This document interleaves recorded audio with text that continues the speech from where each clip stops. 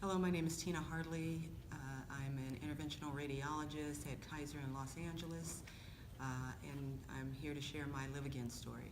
My Live Again story has to do with my sister. She was my greatest confidant and my closest friend and my closest family member. We did everything together from the time we were kids, latchkey kids in fact, and we spent a lot of time together without our parents around. Our dad wasn't in our lives, and our mom worked a lot and went to school, so it was just the two of us. We got up together, laid down together, we went to school together, we cooked our meals, and pretty much the entire day it was just us two together. And for a few hours of each day we saw our mom. And the thing that touched me the most about the experience with my sister is the time that I lost her, and was in fact right before that too busy to spend a lot of time with her because I was working so much and a single mom. But my sister, interestingly enough, had uterine fibroids, and she went for uterine fibroid embolization. This was about the time that the procedure had just become popular. It was still not FDA approved, and I was in residency at Hopkins.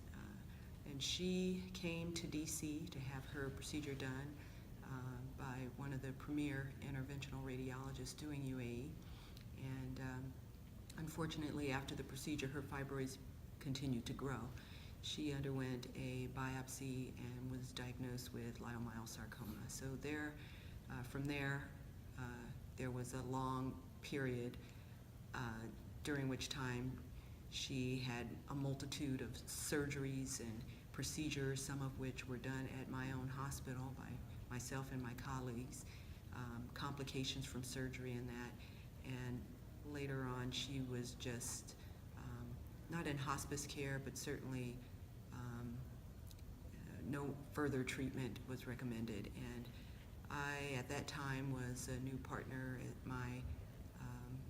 my practice and was very busy. It was really a blossoming practice. In addition to that, I had two young girls of my own, so I had a lot of things on my plate. My own patients, my practice, which I love and still do today, my two daughters growing up, and my sister was, even though still functional and still waking up and doing things for herself every day, was literally dying from her incurable disease. And I got a call from her the day before she died, and she said she broke her leg. And that was odd because she was no longer working, and she was at home. She wasn't terribly mobile. She could walk, but she was in a wheelchair, but she was getting up from the table and she heard a crack, and she called 911. I asked her to have them bring her to my facility so that I could keep an eye on things, and she underwent an x-ray, and they saw the broken leg, and ortho was called, and they had planned to put in a rod. At that time, I spoke to the orthopedic surgeon, and they thought that this was all related to osteoporosis from her poor nutrition and throwing up and things like that.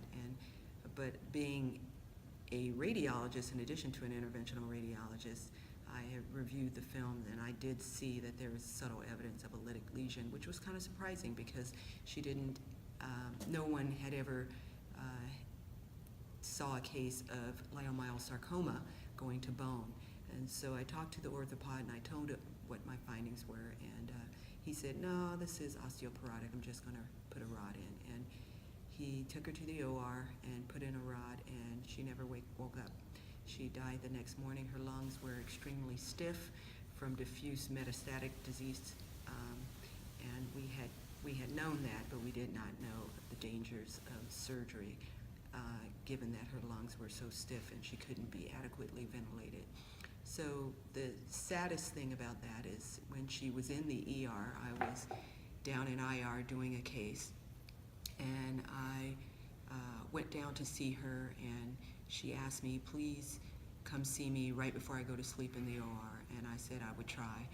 And however, I was scrubbed, and before she went to sleep, she was asking for me, and the anesthesiologist, in trying to calm her, said, she's right outside. And so my sister agreed to go ahead and go to sleep.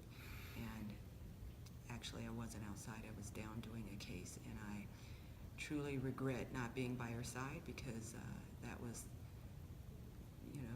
the last time that I saw her alive, and it told me then that despite my career and the things that I have on my plate, one of the most important things we have to do as human beings is to be human. We have to make time for our families, make time for people in need, make time for people with cancer, particularly when no other options are available to them and they are reaching out to try to hang on for as long as they can.